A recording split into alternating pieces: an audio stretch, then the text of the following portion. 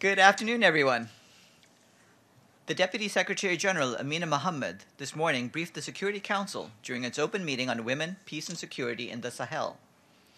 As you will recall, the Deputy Secretary General returned yesterday from a joint UN African Union mission to South Sudan, Niger, and Chad. She was joined for part of the mission by the Swedish Foreign Minister, Margot Wallström, who is chairing today's meeting.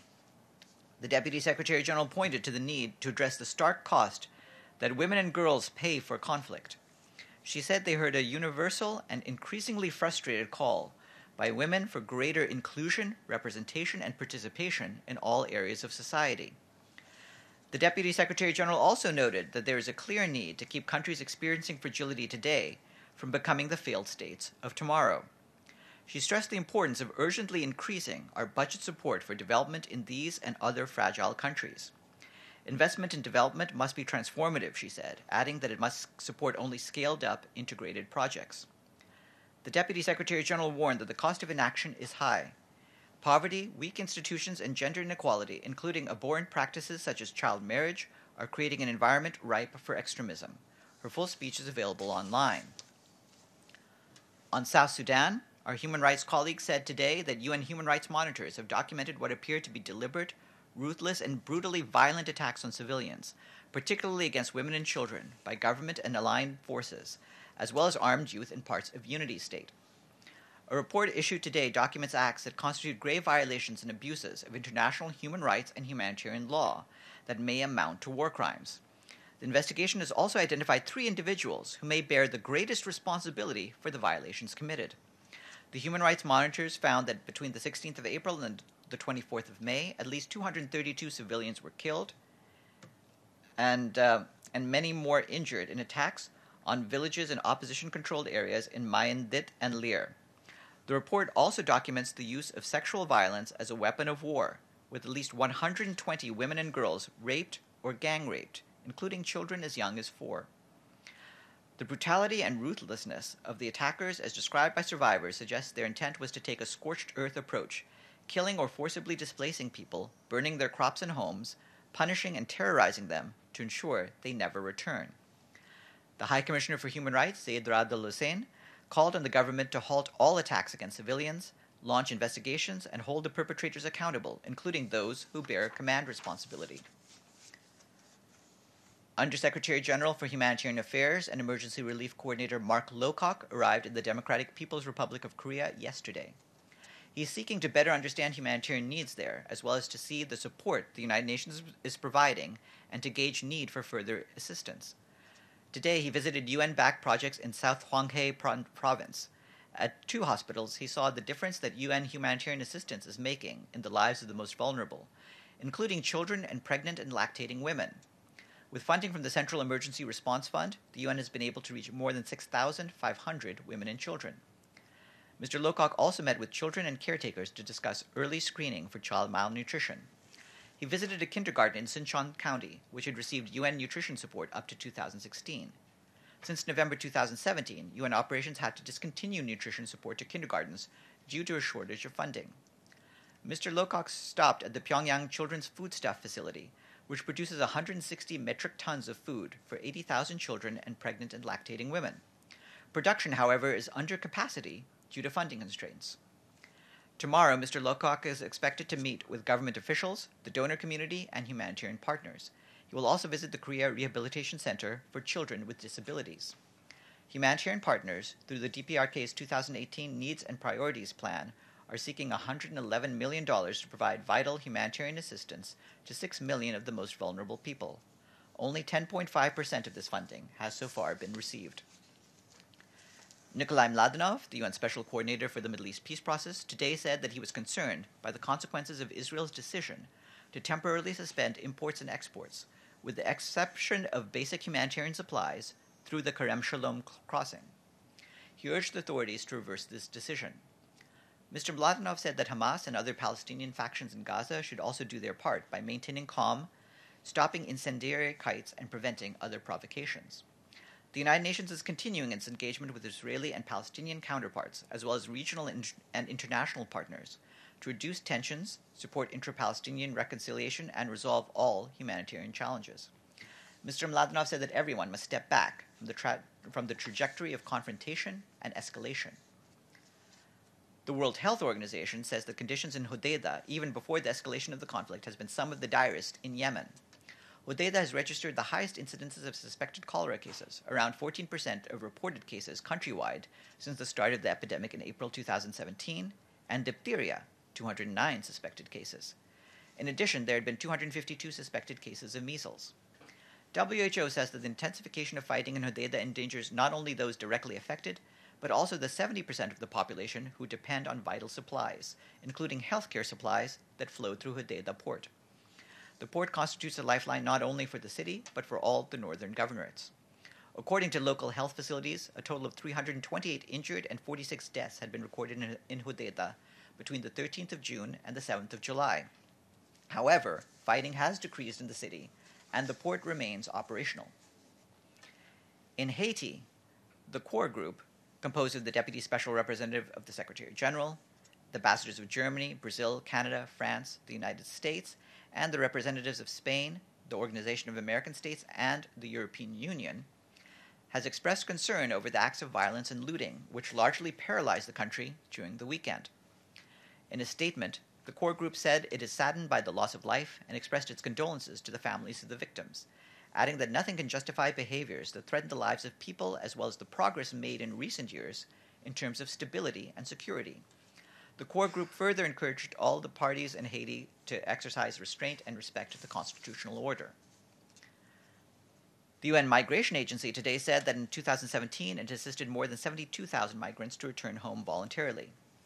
This represents a 27% decrease compared to 2016, when some 98,000 migrants were provided with return and reintegration support. The agency said this decrease was mainly due to a lower volume of voluntary returns from the European Economic Area and Switzerland. However, the region is still the one from which the largest proportion of beneficiaries returned. More information is available on IOM's website. This morning at the High-Level Political Forum, participants discussed how to build resilience and how to advance science, technology, and innovation for the Sustainable Development Goals. During the resilience session, speakers highlighted the need for political will to devote resources towards disaster risk reduction and strategic planning in both developed and developing countries, and the need to involve vulnerable sectors, including the urban poor, persons with disabilities, youth, and women. The session on innovation focused on strengthening the partnerships between scientists and policymakers. And in the afternoon, there will be a session reviewing the progress towards achieving Sustainable Development Goal 7, which calls for ensuring access to affordable, reliable, sustainable, and modern energy for all. And tomorrow at 10 a.m., there will be a briefing here by the International Union of Forest Research Organizations on forests and water in the context of the High-Level Political Forum. This briefing is sponsored by the Permanent Mission of Austria to the United Nations. At noon, the guest will be Mamouna Mohammed Sharif, Executive Director of the UN Human Settlements Program, or UN Habitat, and she will brief in the context of the High-Level Political Forum on the implementation of SDG 11. And then at 2:30 p.m., Lisa Filippetto, head of the United Nations Support Office in Somalia, will be here to brief on the situation in Somalia.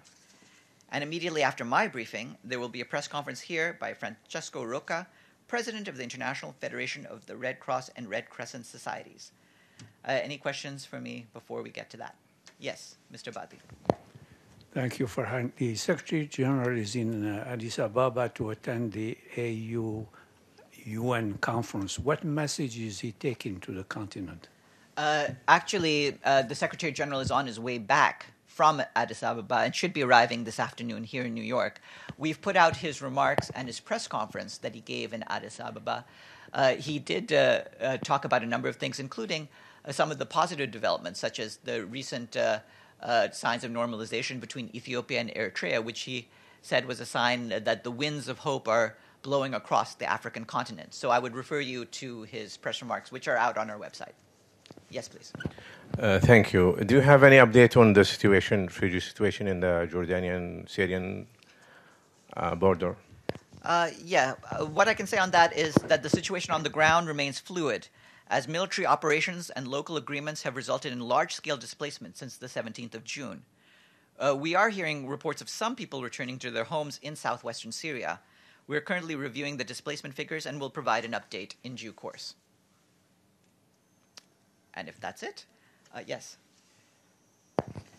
You said earlier that Mr. Lowcock will be back on the his trip is from 9 to the 12th, so does that mean he's back in New York on the 12th? Do you know? I believe there'll be some travel time in between. We're providing updates as we get them on his travels. I do believe he is due back in New York once his trip to the Democratic People's Republic of Korea is finished. Okay. And Farhan, can I raise a concern that many of us have? We're having a lot of problems with the Easy TV that's freezing or going blank, and also the Wi-Fi system. And I just want to make people aware of this because the UNGA is coming up, and I hope the problem can be solved because we can't do our jobs.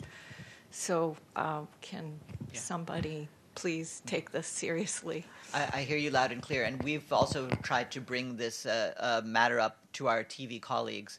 There have been some technological problems that they've been having, but they are trying to get them fixed. But we'll remind them that this continues to be a serious problem. Yeah. It has to be fixed before UNGA, please. You'll have a riot on your hands. I'm well aware. Yes, Stefano. Thank you, Farhan. Just to have a couple of words more on records, if it's possible.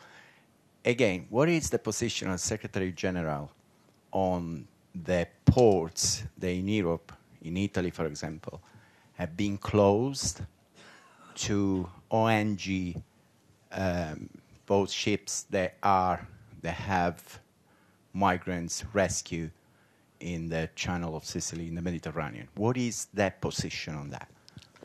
We do want all governments to take steps to make sure that human life and the dignity of the refugees and migrants is kept at the forefront of how we deal with the situation. To that end, of course, as you're aware, there continue to be discussions on a global compact on migration, and those are happening as we speak. We expect to be able to say more later in the week if as we expect, there will be agreement on some language on this. Well, just sorry for my follow on this. Just I needed. I was, this is what you have been always saying. What I just need is a reaction on a specific issue. That is, ports have been closed. Like they cannot really. They got these boats then end up to be strained. They don't know where to go. Also because other countries, not only Italy, let's say Malta and so on, do the same. And on the boat, there are women, children, sometimes in conditions. So what is the specific? Is international law respected in this situation? As you know, our colleagues in UNHCR and the International Organization for Migration have expressed their own concerns about this. But what we're trying to make sure, although we respect, of course, the sovereign decisions taken by national governments, is that governments place at the forefront the need to save human lives at sea, as well as the need to respect the dignity and the basic rights of all refugees and migrants. And that's what we're trying to make sure that they do.